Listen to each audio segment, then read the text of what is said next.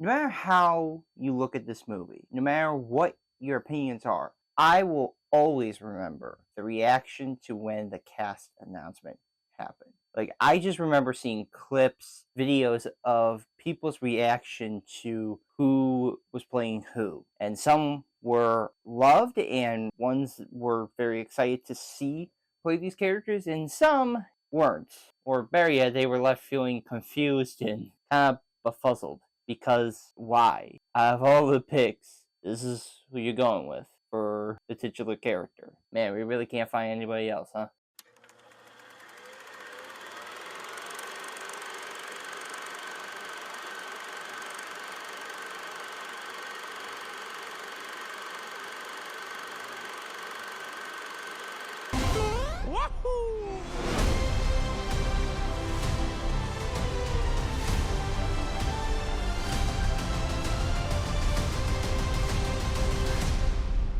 The Super Mario Bros. Movie is directed by Aaron Horvath and Michael Jelenic, and written by Matthew Fogel. The film stars Chris Pratt, Anya Taylor-Joy, Charlie Day, Jack Black, Keegan-Michael, Seth Rogen, and Fred Armisen. According to IMDb's plot synopsis, Brooklyn plumbers Mario and Luigi are warped to the magical Mushroom Kingdom, and Mario must team up with Princess Peach, Toad, and Donkey Kong to save Luigi from the evil Bowser. Mario is one of, if not, the most iconic video game character ever made, okay? Like, without a doubt. Even if you played video games or not, okay, you have seen this Italian plumber in some form. I'd be hard pressed if somebody said, "Who's that?" Pretty much everybody. My mom knows who Mario is. My grandmother knows who Mario is. Anybody who has been around for a long time, who's had kids, grandkids, whatever, they know who Mario is, even without playing a single game of his. While it actually originated with Donkey Kong in 1981, and of course there was a sequel arcade cabinet, Mario Bros. Later on, it was Super Mario Bros. On the NES in 1985 that his popularity grew and pretty much saved the video game industry as a whole, because prior to 85 and the NES release, there was the video game crash of 1983. This was a period when, at the time, Atari was putting out a lot of games that were just poorly made and just a repeat of themselves, that a lot of people just decided there was no value in video games. There was no more fun. So at that point, people stopped playing video games. It wasn't until 2 years later, Nintendo single-handedly had to save it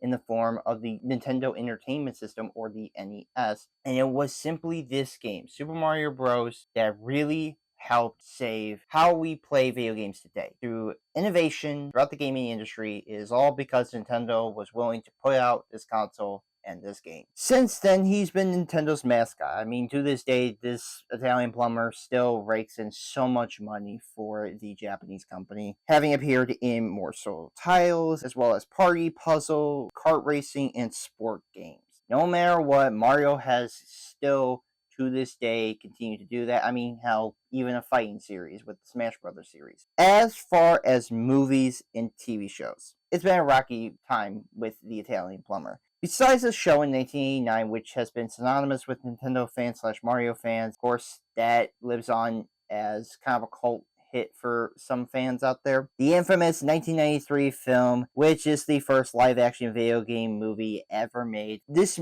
made Nintendo to never license this property ever again. Like, that movie's production and the negative reception that it had, it was abysmal. It made Nintendo say, you know what, we are not doing this, because that was embarrassing. We cannot put out something like that ever again. We are just sticking to what we're doing. Until now, changing it from live action to animation, I think, was a good idea. A good move, if you will, for Nintendo to be like, alright, well, we can't do this in live action. Let's just change it from that to being animation, because I think that will suit the vibe in which we want to go with this movie. With Illumination behind this project. Now, I have had my own history with Illumination. Of course, I grew up with the first two Despicable Me movies, the first Minions, and then Secret Life of Pets. And I guess you could count the Lorax, Horton Hears a Who. Besides that, I have kind of distanced myself from Illumination because I've found most of their movies that I've looked at or seen as just being so stereotypical, generic kids movies at this point that I just don't bother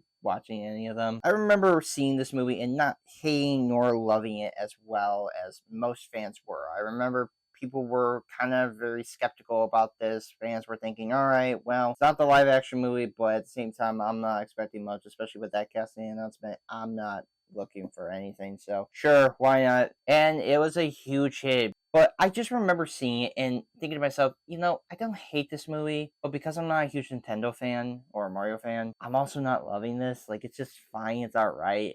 That was the best way I would describe it. It's just average. But upon rewatching it, I enjoy it a bit. Okay, I will say I am a little bit more positive than how I was when I first saw it. But I would say it never changed too much. While there are aspects I do like, there's other parts that I just don't like at all. Before discussing my issues, here are my positives I do have. The voice acting is enjoyable. While Charlie Day, Jack Black, and Keegan-Michael were highlights, the rest of the cast is just fine. Nothing I would say is remarkable other than just, alright, well, they're just playing their roles. But hey, at least they're making this film at least a little bit fun. I don't hate Chris Pratt in the way in which he is in this movie, although I have my personal issues with him as a person. I'm not going to sit here and say, like, he's terrible in this, but I'm also not thinking he's anything remarkable. He's just fine for what he is. Anya Taylor-Joy, an actress that is well versed and has a great range to her. She's alright, but again, for what this movie is, I don't know what would expect much. The three I highlighted, I do like Charlie Day as Luigi, although I do think that he's not in this movie as much, but the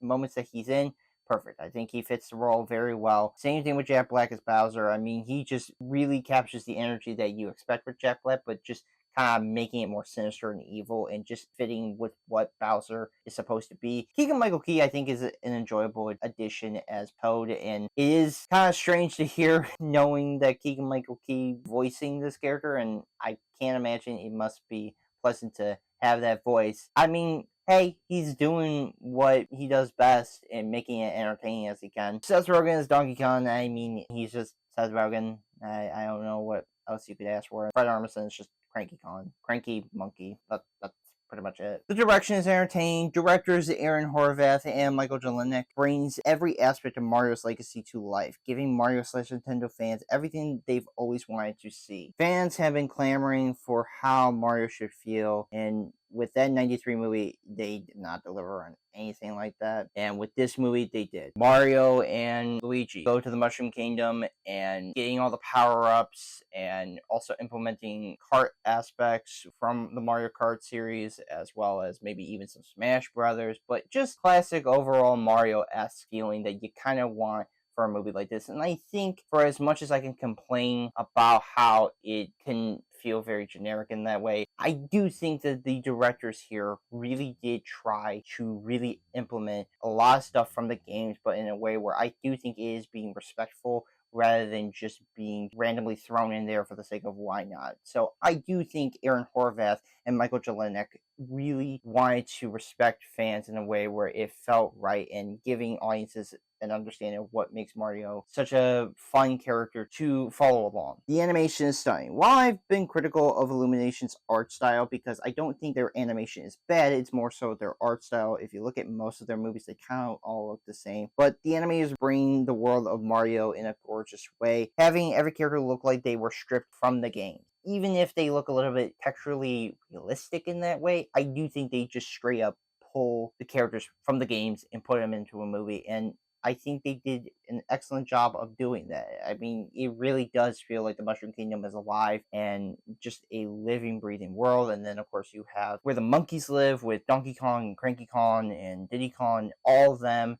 And then you have Bowser's floating castle that he is on, along with his Koopa Troopas and Goombas. Everything here really feels like they painstakingly try to make this as authentic as they can with how Mario is so synonymous with its look appeal, and I do think that they did that very successfully. The score is adventurous. Composer Brian Tyler recreates Mario's theme and other pieces very well, while adding new elements to it, being pretty much my favorite aspect of the film. If there is something I can say I do like about this movie, it's its score. I think Brian Tyler really brings the Mario score to the big screen in a way where it feels exciting to listen to and just very whimsical. That's just something that Mario has been synonymous with his music is just this whimsical vibe that you get, this sense of fun and adventure. Brian Tyler does that so well by just taking pieces and elements in there and revamping it. Not feeling like a copy and paste and just doing one section and one section only. I think he does it in increments to where the new score can at least be settled in there, where you can have even some of the little iconic motifs thrown in there. It's done in a way where it feels like Brian Tyler understood what makes Mario such a fun character to not only watch but listen to in terms of music, and he really brings that in full force. The pacing runtime is fast. Scenes would keep going and never stop. With a runtime of 1 hour and 32 minutes, it never lets up. I was surprised on how fast this movie flies by. There's not a dull moment or a moment where they just stop. They just keep going and they don't ever let up. They just keep on going until the very end. And for as much as I could say, well, it does feel like it's rushing, at the same time, it's an animated movie, but also it's Mario. I don't think what is there to say that isn't so complicated to be had with this Italian plumber. I think what this movie is asking, I think fits with what this film should be. The action is fun. Seeing Mario and company jumping around, grabbing power-ups, and driving in carts was exciting to watch, bringing every part of each game well implemented into this movie. How they try to implement some of the running aspects, the jumping sequences, as well as the cart aspect, it's worked into the movie to where it does feel like the game's being brought to life with how characters move and how they feel, and as well as capturing like kind of a movie scale version of how somebody would play this game, or more of a cinematic feel to it that you just didn't think would be possible with Mario at all, but they were able to nail it in a way that I think is fun to at least enjoy. Aside from that, there are other parts that I just don't think were good as well. There's just aspects of this movie that just hold it back from ever reaching really good heights in my eyes. Here are now my negatives. The story is bland. While Mario isn't known for having deep story or something super duper memorable in that way, plot here is just nothing more than bare bones, leaving no memorable moments to really stand out. There's just nothing about this movie that really makes this, I guess you would say, memorable in the sense of a story aspect. Like look appeal and like scene sequences, yes, but story wise, not really. But again, Mario's just not really known for story. His stories are just some of the most simplistic and just kind of easy to understand plots and nothing more. And while there is a message about what it means to be brothers, I just don't think this movie ever touches upon what it means to really be connected and to be there for your sibling. No matter how tough things get, that you're always going to have each other's backs. This movie just doesn't go any further than that. It's just kind of like, oh, they're brothers and they love each other and that's it. There's nothing else. And to me, I think they could have had something there with that idea, but I mean, by the time the movie gets going, it's like, well, wait, don't even ask for anything bigger than that. The writing is surface level. Writer Matthew Fogel crafts a script that's deprived from other animated films that have more cleverness to it. It's just more of quips and nothing really funny about it. I guess you could say it's chuckles, but like nothing really like substantial that made me laugh. It was just more so, all right, this is kind of going through what every animated feature kind of goes through, but I just don't feel like there's anything really all that interesting or clever about the way the writing is in this movie. Kind of comes off as just being just like the story itself, kind of bland, generic by the end, that I just don't think the script was just really all that exciting to even see be played out. The music is messy, while the score is stellar. Yes, I love the score. I think the score is excellent by Brian Tyler. It is amazing. What I'm mostly talking about is that the licensed music feels random and just doesn't work much. My biggest pet peeve with like Illumination's films, even like the ones I remember growing up watching, I just remember they just have this tendency to just throw in random 80s music for no reason. There's no mood or feeling to it other than just, well, we just need a catchy song from the 80s. Well, what's the best one? All right, let's just do Aha's Take on Me, or I'm Holding On to a Hero by Bonnie Taylor, or No Sleep Till Brooklyn by the Beastie Boys. Songs that just, all right, you can have in here, but like, what's the point of them? The only reason why they have No Sleep Till Brooklyn is, I guess, is because they're Brooklyn plumbers. Okay, nothing else. Cool. I mean, Guardians of the Galaxy used that song so efficiently more than what this movie does that it just makes this movie's usage of the song just very pointless and just doesn't fit at all with what this movie has offering. The editing is all over. Cuts would feel either super choppy or fine, never being really consistent with itself. There's just moments where it'll go for long takes, but then it'll just be very choppy in the way in which characters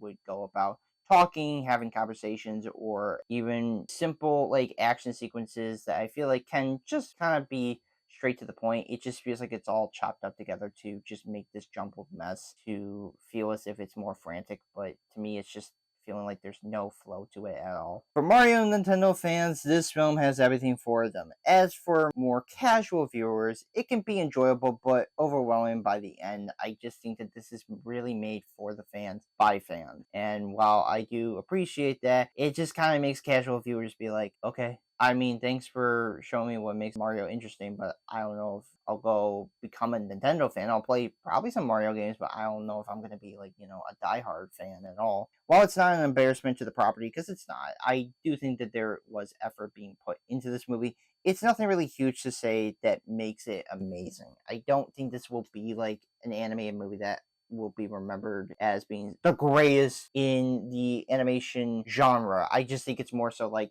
if you're a Nintendo fan, if you just always wanted to see what Mario was like in animation, this movie gives you that. But for casual viewers, you'll get some enjoyment, but I don't expect you to think like this is going to be masterful. And while I wasn't expecting it at all, I was at least expecting at the very least something more enjoyable. But hey, at least I'm not feeling like this was average or boring at best. I think this was suitable for what it was, passable, if you will. I'm going to give the Super Mario Bros. Movie a 6 out of 10. It's okay for what it is. I know it's nothing to expect from Mario, but hey, I'll give it credit. There were aspects that I did find myself enjoying, and I'm a little bit more forgiving of the bigger issues, but even then, I can't just ultimately go back on those problems that I've had and just say, oh, well, the movie's amazing. Again, if you're a fan of Nintendo or Mario, you're going to love this, but casual viewers get a nice kick out of it, but nothing super amazing. So I will be soon doing a review for Toy Story 3. So yes, look forward to that review and other reviews